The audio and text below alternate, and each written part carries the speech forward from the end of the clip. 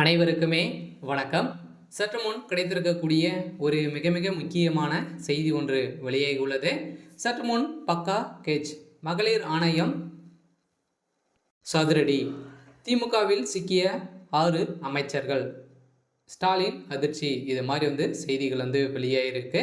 So இப்போ பார்த்தீங்கன்னா இந்த அண்ணாமலை பல்கலைக்கழகத்தில் நடந்த மாணவியர் பாலியல் வன்கொடுமை விவகாரத்தில் பார்த்தீங்கன்னா தொடர்புடைய ஒரு 6 அமைச்சர்கள் சிக்கிய சம்பவம் தான் இப்போ ஞானசேகர் அவர்கள் கொடுத்த வாக்குமூலத்தால் திமுகவே பெரும் அதிர்ச்சிகள் உள்ளாகியிருக்கு.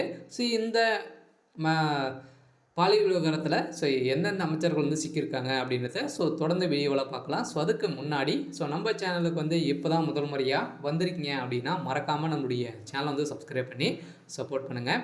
வாங்க வீடியோக்குள்ளே போகலாம்.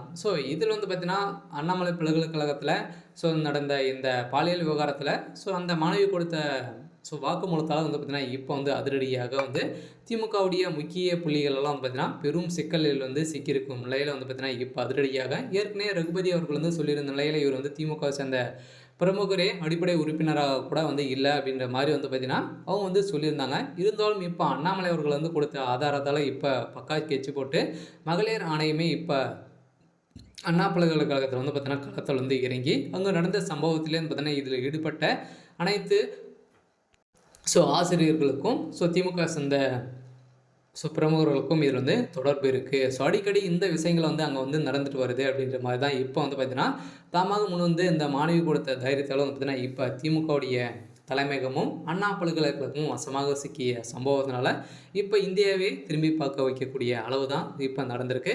இதை கருத்தில் கொண்டு தான் பக்கா பிளான் போட்டு மகளிர் ஆணையம் செய்த சம்பவம் இப்போ திமுக இருக்கக்கூடிய முக்கிய புள்ளிகளெல்லாம் சிக்கியிருக்காங்க.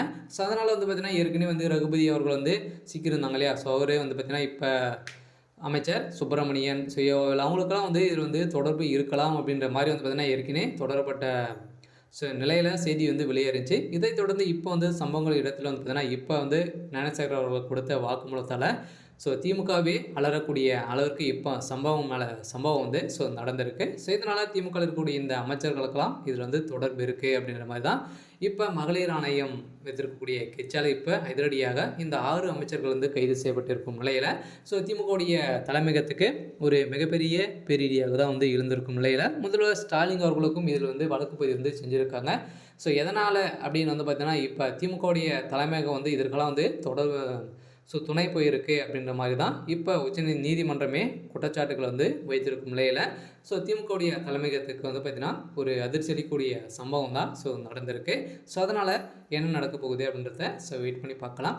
இது மாதிரி செய்திகளை தெரிஞ்சுக்கணும் அப்படின்னா மறக்காமல் நம்மளுடைய சேனலை சப்ஸ்கிரைப் பண்ணிக்கோங்க. தேங்க்யூ.